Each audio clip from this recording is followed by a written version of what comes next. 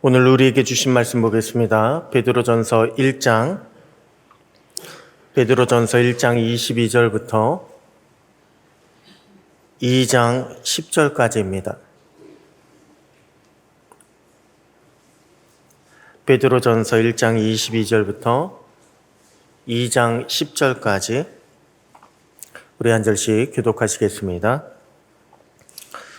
너희가 진리를 순종함으로 너희 영혼을 깨끗하게 하여 거짓이 없이 형제를 사랑하기에 이르렀으니 마음으로 뜨겁게 서로 사랑하라.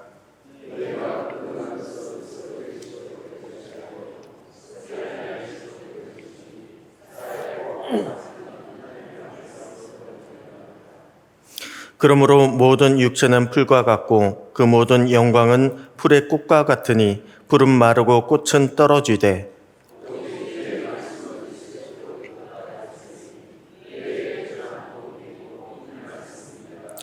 그러므로 모든 악독과 모든 기만과 외식과 시기와 모든 비방하는 말을 버리고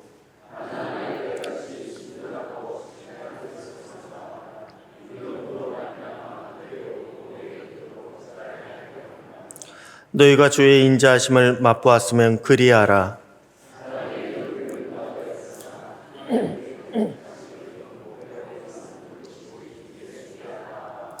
너희도 산돌같이 신령한 집으로 세워지고 예수 그리스도로 말미암아 하나님이 기쁘게 받으실 신령한 제사를 드릴 거룩한 제사장이 될지니라.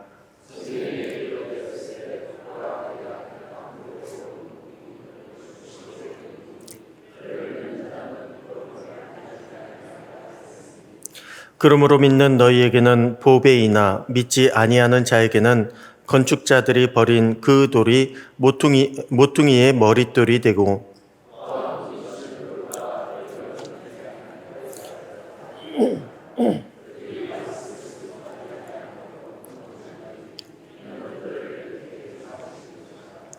그러나 너희는 택하신 족속이요 왕같은 제사장들이요 거룩한 나라요 그의 소유가 된 백성이니 이는 너희를 어두운 데서 불러내어 그의 기이한 빛에 들어가게 하신 이의 아름다운 덕을 선포하게 하려 하심이라.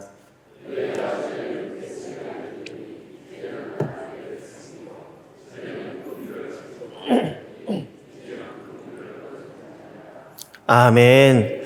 할렐루야. 예, 2024년도 절반이 지나가는 6월을 맞이했습니다. 6월에도요, 주님의 은혜와 평강이 여러분과 여러분의 삶 가운데 충만하시기를 축복합니다. 여러분 달력으로는요, 올해가 아직 절반이 지나가지 않았습니다. 그런데 회기상으로는 절반이 지나갔습니다. 그래서 돌아오는 주일날 2, 4분기 정기직원회를 가지게 됩니다. 1년의 절반을 보내고 있는 시점, 지금 그런 시점에 여러분들 올해 계획은 어떻게 돼가고 계십니까? 아직 여름이 지나지 않았다고요. 그리고 가을은 돼야 그래도 올 한 해 내가 세웠던 계획들을 돌아볼 것이다. 가을쯤 돼야 돌아볼 것이다. 혹 그렇게 생각하고 계시진 않으십니까? 그런데 여러분, 가을이 되고요. 겨울이 되기 시작하면 올해는 이미 끝났습니다. 올해 무엇을 하겠다? 아니, 무엇을 하기에는 너무 늦어버렸습니다. 혹 우리의 인생을요, 이처럼 달력에 비유한다면 여러분의 인생은 지금 몇 월일까요? 우리의 인생도 언젠가는 달력의 마지막 장인 12월 달이 찾아오지 않겠습니까? 12월 달이 와서 주님 앞에 서는 그날이 언젠가 반드시 오게 되지 않겠습니까? 그렇다면 그때가 온다는 것을 우리는 잊지 말고 하루하루 최선을 다해 살아가야 합니다. 지금 6월 달 새로운 달력만 볼 것이 아니라 어느새 2024년도도 절반이 지나가고 있구나. 이제 12월 달이 올 텐데 올 한 해 내 계획들은 어떻게 되고 있는지 우리는 그렇게 돌아보듯이 인생을 돌아봐야 합니다. 그래서 우리가 살고 있는 인생의 가치를 우리가 새롭게 더 많이 만들어가는 그런 날을 살아가야 하고 또한 이 땅에서 뿐만이 아니라 저 하늘의 상급도 쌓아갈 수 있는 그런 인생을 만들어 가시기를 주님의 이름으로 축복합니다. 우리가 6월에 묵상하는 베드로 전후서는요, 베드로가 인생 말년을 보내면서 작성한 편지입니다. 이제 베드로는 저 끝이 보이기 시작합니다. 주님 만날 날이 점점 다가오고 있다. 베드로는 이것을 느끼기 시작합니다. 그러다 보니까요, 베드로는요, 하고 싶은 말이 참 많아진 것입니다. 야, 우리가 이렇게 있으면 안 될 것 같다. 우리가 이제는 이렇게 신앙생활하자. 우리가 이러한 일에 더욱 힘쓰자. 인생 말년이 보이기 시작하니까 베드로는 그것을 놓고서 이제 주변 사람들에게 신앙에 대한 조언과 격려를 하기 시작합니다. 그것이 바로 오늘 저희가 읽은 베드로 전후서의 성경입니다.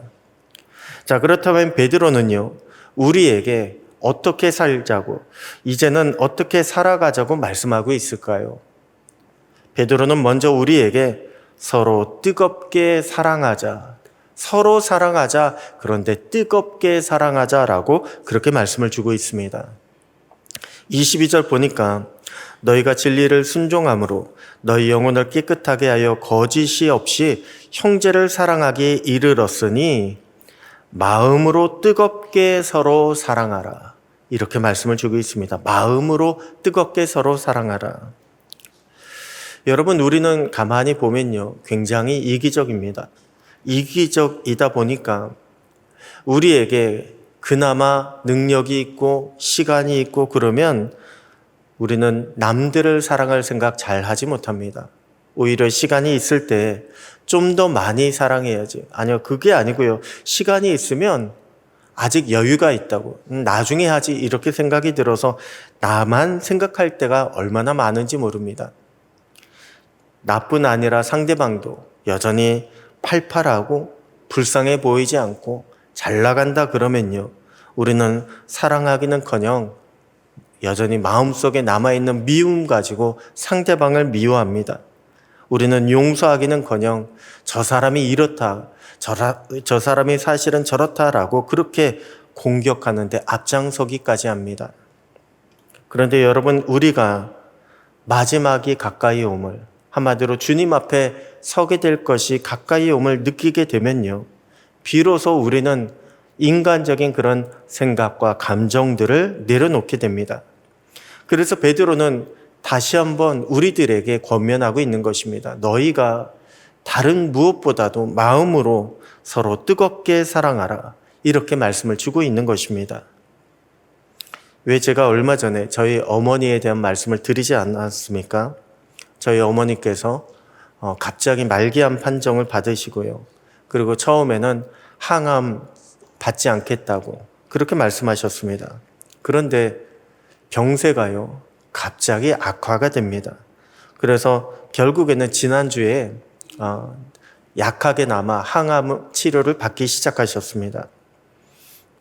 항암 치료를 받다 보니까 그것이 또 저희 주변의 친척들에게 알려지다 보니까요, 친척들이 찾아옵니다.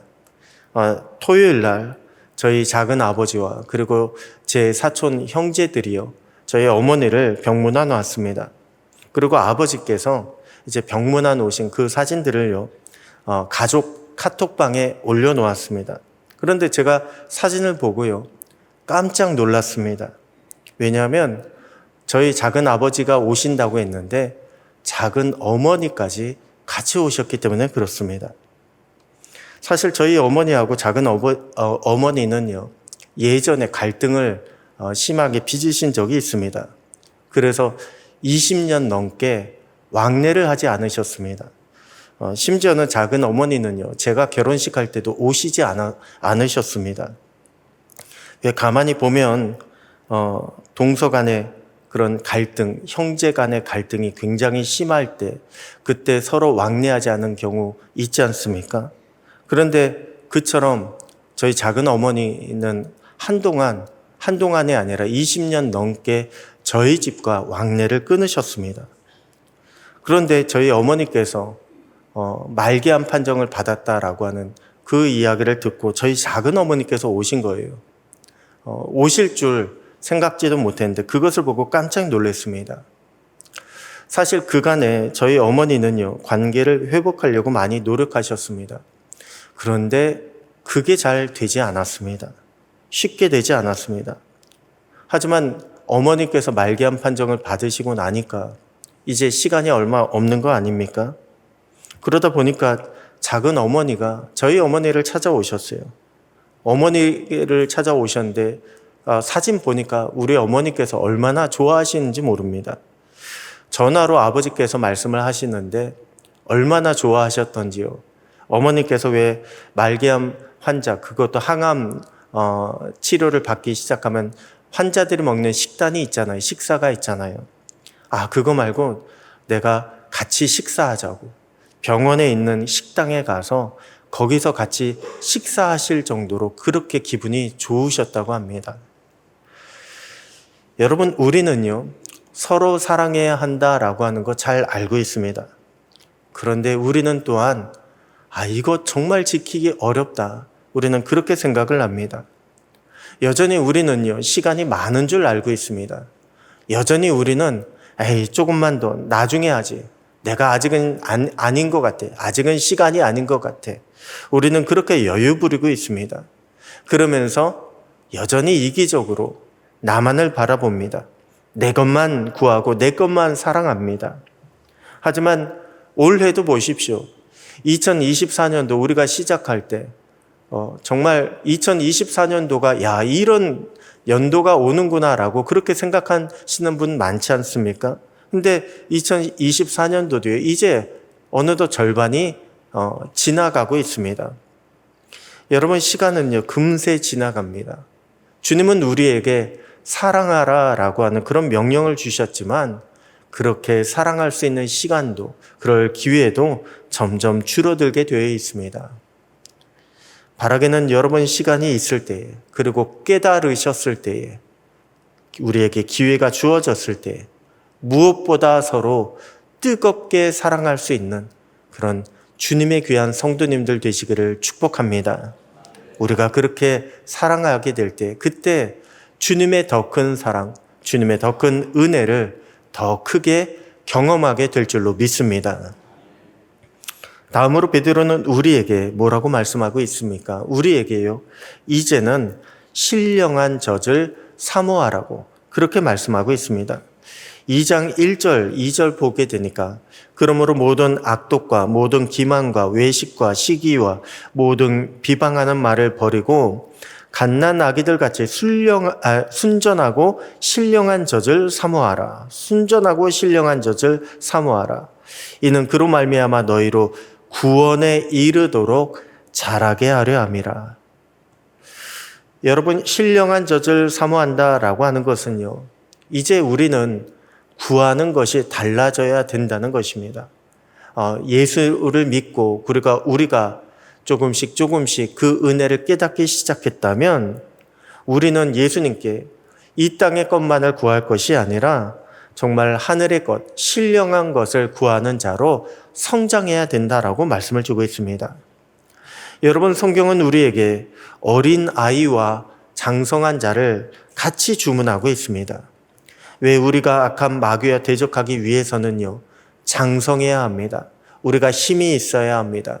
그것을 우리에게 주문하는 반면에 우리가 주님 앞에서만큼은 우리가 어린 아이처럼 우리가 순전할 것을 주문하고 있습니다. 오직 주님만 바라보고 사모할 것을 주문하고 있습니다. 이것은 선한 데 지혜롭고 악한 데는 미련하라라고 하는 것과 같은 의미입니다. 여러분, 오늘날 우리는 얼마나 많은 유혹 가운데 살아가고 있습니까? 세상에 얼마나 많은 것들이 우리의 마음을 뺏어가고 있습니까? 그런데 그것에 넘어가지 않으려면요, 무엇보다 우리의 영혼이 건강해야 합니다. 우리의 신앙의 중심이 든든히 바로 잡혀야 합니다. 우리가 신령한 것을 먹으며 자라가야 합니다. 세상 유혹에 넘어가면요, 우리의 영혼은 더 이상 자랄 수가 없습니다. 영혼이 자라지 못하면 우리는 완전한 새로운 피조물로 완성될 수가 없습니다. 자라가지 못하는데 어떻게 완성될 수 있겠습니까? 여러분, 우리가 구원을 받았지만 또한 성경에 보면요, 구원받았다고 생각한 사람들이 배교해서 구원을 잃어버린 그 모습도 많이 보게 됩니다. 여러분, 우리가 이 땅 살아갈 때에 구원의 은혜를 잃어버리지 않도록 최선을 다해야 합니다. 그저 구원받은 것에 만족하지 아니하고 우리는 계속 잘하는 데에 힘써야 합니다. 오늘 월삭을 맞아 기도하러 오신 여러분 모두에게 이처럼 하늘의 신령한 젖을 구하고 우리 안에 하늘의 풍성한 양식이 가득하게 되시기를 축복합니다. 그래서 여러분의 영혼이 날마다 성장하고 또한 주님이 찾으시는 그 귀한 열매들을 가득가득 맺혀지게 되기를 주님의 이름으로 축원합니다. 마지막으로 베드로는 우리에게요, 아름다운 덕을 선포하라고 했습니다. 한마디로 주님을 찬양하라는 것입니다. 우리가 나가서 주님을 증거하는 자가 되라고 이렇게 권면하고 있습니다. 6월에도요, 우리 성도님들의 입술마다 이처럼 찬양과 감사와 또한 간증이 넘치게 되기를 소원합니다. 그래서 주님과 동행하며 또한 주님의 뜻을 이룰 수 있는 저와 여러분의 복된 가정들 다 되시기를 주님의 이름으로 축복합니다. 기도하겠습니다. 하나님 아버지, 감사합니다. 6월도 말씀과 기도로 시작하게 하심을 감사합니다. 주신 말씀처럼 우리가 미루지 아니하고 사랑하게 하시고 또한 하늘의 양식과 은혜를 허락하여 주셔서 마지막 때에 구별된 주님의 사랑으로 또한 주님의 귀한 가정으로 살아가게 하여 주시옵소서. 6월에도 주님의 인도하심과 보호하심이 성도님들의 모든 가정마다 함께 하시기를 기도합니다. 믿음의 전진을 이루게 하시고 오직 은혜와 감사만이 남게 하여 주시옵소서. 이루실 주님을 찬양합니다. 믿사오며 살아계신 우리 주 예수님의 이름으로 기도드립니다. 아멘.